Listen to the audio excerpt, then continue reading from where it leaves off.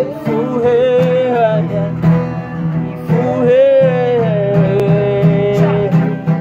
rirasenya, ifuhe n'iryubaka, ifuhe n'iribire bitandukanya abantu bavanye n'abaturanyi.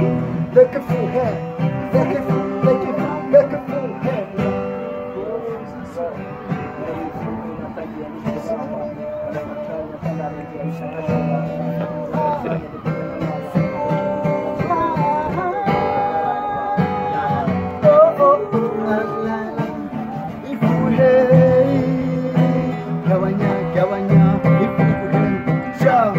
Umugabo mu rugo kenyikira umugatari ngo muri make abikoraga abana bakara mu biraro nibigize ko mbona ifuhe ryakamejeje natwe turakina kugira ngo dufate abafana.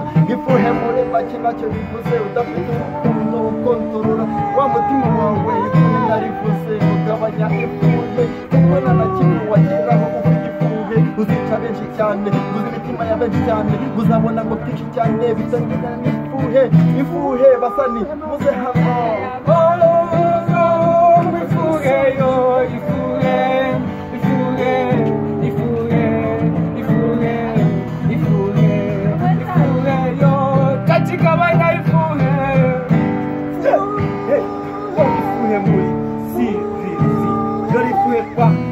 Chimani na bosi, dori ifuhe bako kabacho, ifuhe kwa bosi.